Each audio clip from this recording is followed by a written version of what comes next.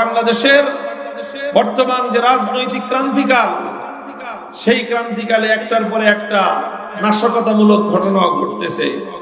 এই সব কিছু দেখে আমাদের আশঙ্কা তৈরি হচ্ছে যে এখন বাংলাদেশ এক নতুন বাংলাদেশ হিসেবে উপনীত হওয়ার, একটি নতুন পথে যাত্রা করার, ইসলামের পথে বাংলাদেশ মহাসড়কে যাত্রা করবার প্রস্তুতি গ্রহণ করছে।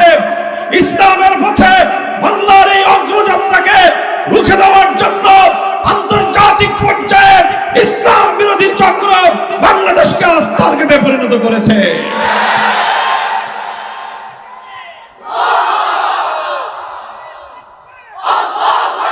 মুহতারাম হাজিরিন, সিরাতুন নবী সাল্লাল্লাহু আলাইহি ওয়াসাল্লাম থেকে এই পরিস্থিতিতে আমাদের করণীয় কি, আজকের সিরাত কনফারেন্সে আমি তার ছোট্ট একটা দৃষ্টান্ত খুঁজে দেখার চেষ্টা করব। আমরা জানি আল্লাহ রাসূল সাল্লাল্লাহু আলাইহি ওয়াসাল্লাম যখন মক্কা থেকে পবিত্র মদিনায় হিজরত করলেন, মদিনায় হিজরত করার পরে নবী করিম সাল্লাল্লাহু আলাইহি ওয়াসাল্লামের সর্বপ্রথম উল্লেখযোগ্য তাৎপর্যময় ইতিহাস সৃষ্টিকারী ঘটনা ছিল মদিনা সনদ।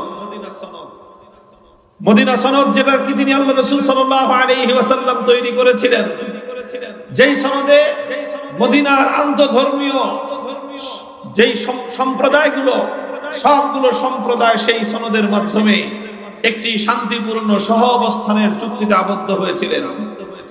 মদিনাতে তিন জাতি তখন, ইহুদি, পৌত্তলিক এবং একত্ববাদী মুসলিম, তিন জাতির মধ্যে সম্প্রীতির চুক্তি হলো, সহ অবস্থানের চুক্তি হলো, নিজেদের মধ্যে আস্থা এবং বিশ্বাসের চুক্তি হলো।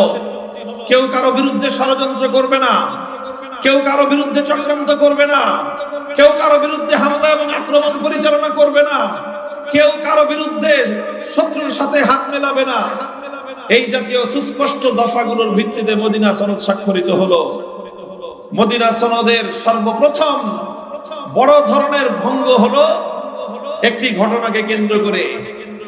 মদিনাতে ইহুদি যে সম্প্রদায়গুলো ছিল, তার মধ্যে উল্লেখযোগ্য সম্প্রদায় গণনা করতে গেলে তিনটি সম্প্রদায় হয়: বনু নজির, বনু কুরাইজা, বনু কাইনুকা।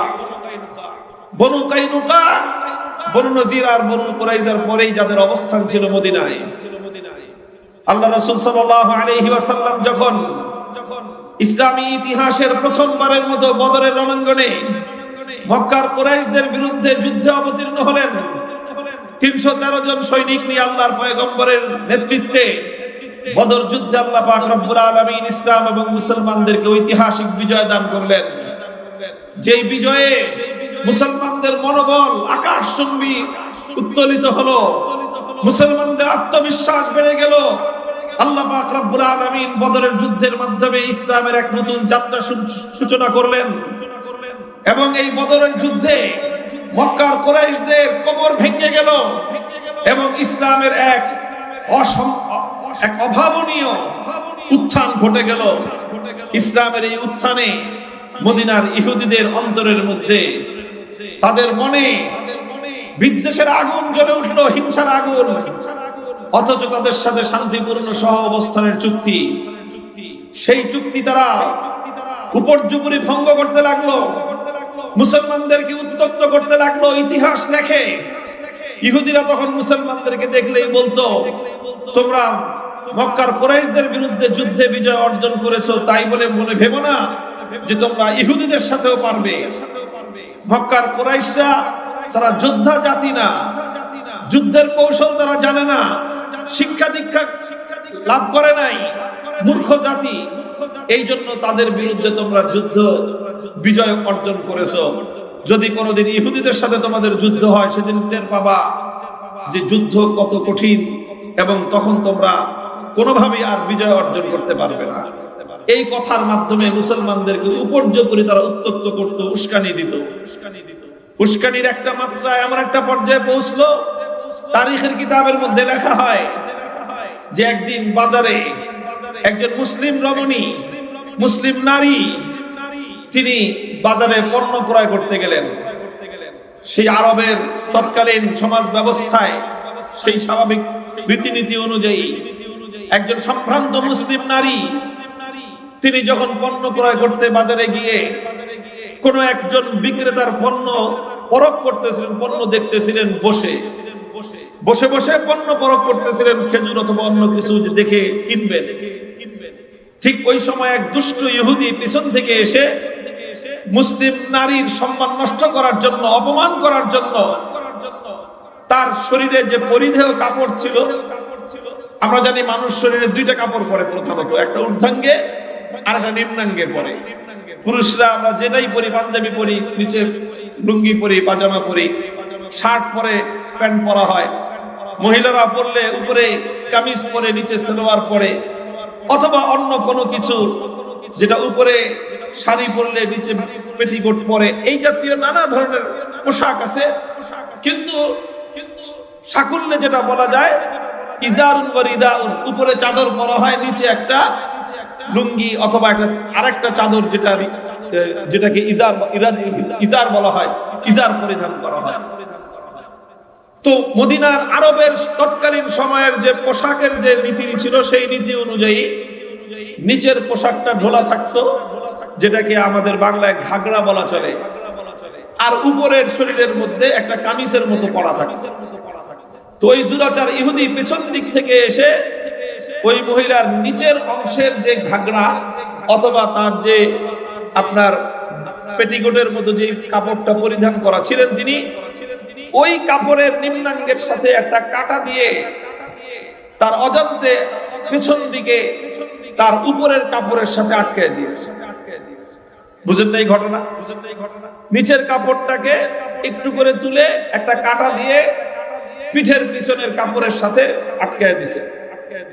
কারণ স্বাভাবিকভাবেই যখন মহিলা তিনি যখন উঠে দাঁড়িয়েছেন বসা অবস্থা থেকে, উঠে দাঁড়ানোর সাথে সাথে তার উপরের কাপড়ের সাথে নিম্নের কাপড় পিছন দিক থেকে উপরে উঠে গেছে। একটা অসম্মান, কত বড় একটা অমর্যাদা একজন সম্ভ্রান্ত নারীর জন্য এটা, যে শত শত হাজার হাজার মানুষ বাজারের মধ্যে তার সদর খুলে গেছে।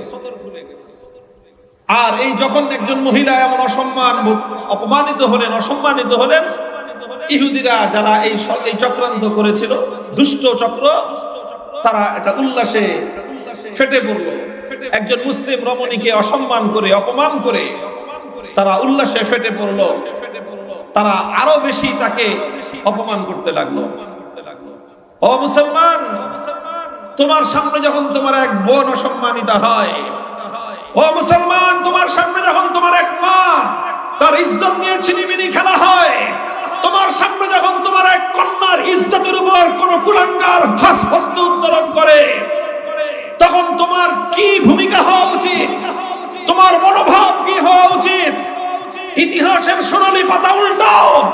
মুসলমানদের তৎকালীন সোনার মদিনায় আল্লাহর পয়গম্বরের পবিত্র আত্মা, পবিত্র আত্মা সাহাবায়ে কেরাম থেকে তার আদর্শ শেখো।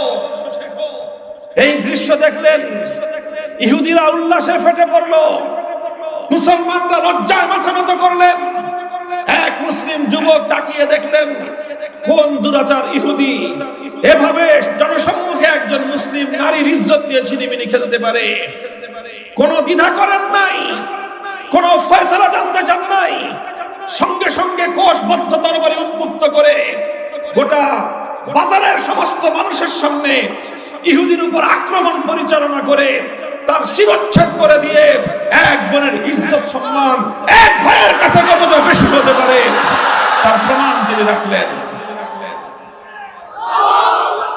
মুহতারাম হাজিরিন, ঘটনা এখানেই থেমে যায়নি, পাল্টা আক্রমণ করে ইহুদিরা এবং সেই মুসলিম যুবককে, মর্দে মুজাহিদকে তারা পাল্টা আক্রমণে তাকে শহীদ করে দেওয়া হয়।